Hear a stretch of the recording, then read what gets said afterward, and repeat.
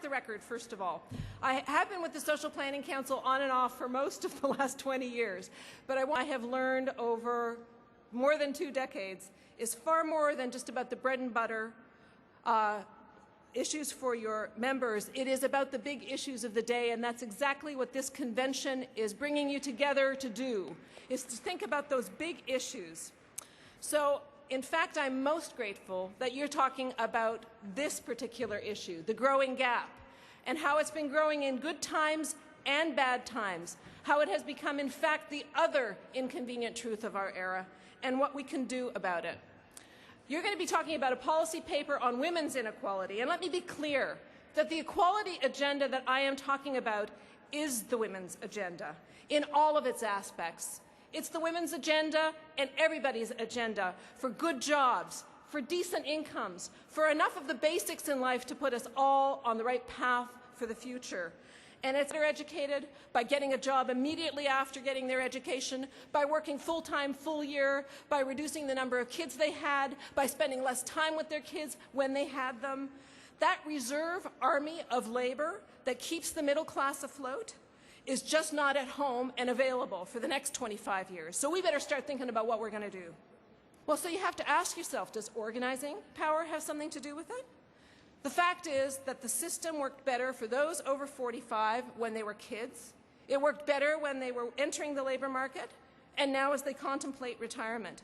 Even though those over 45 have lived through 2 decades plagued with recession, it is better for those people than it is for those entering the workforce, the new labor force. The new normal seems to be based on precarious, casual, just-in-time contract work with fewer benefits and an acceptance that there should be a 2-tiered labor market. In the United States, income inequality has become the political, well, until it became a politics of personality, it was the issue that everybody had to speak to, and we can only hope that that happens again once we have a defined Democratic and Republican presidential nominee.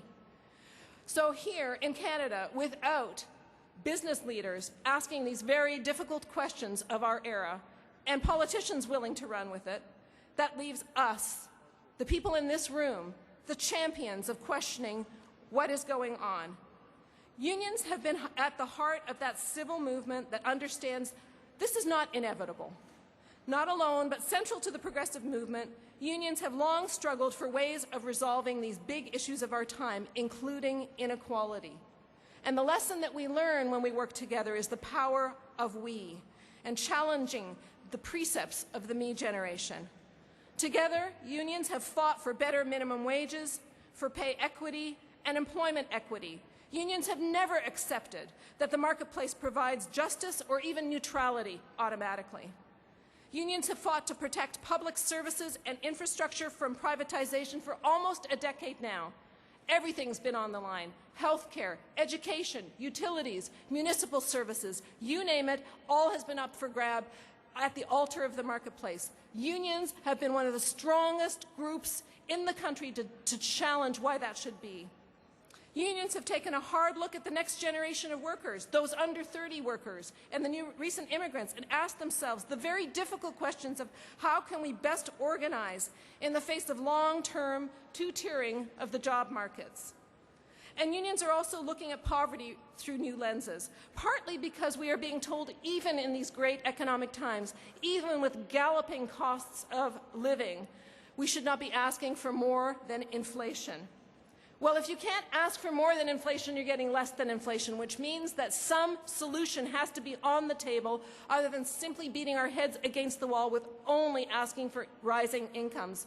Of course we need better incomes and we need better paying jobs, but we also need the basics like housing, health care, child care, and education, good enough to set us all on the right path for life. Suddenly we're discovering it's not just about jobs, and it's not even just about incomes. The story is about not how much is in your pocket, but how far can we stretch our dollars together to give what we all need into our lives. The abundant life is in our midst. All we have to do is harness it and seize it so that it is part of our lives every day. So we are waking up to the fact that underinvesting in children, in 1 in 8 children who live in poverty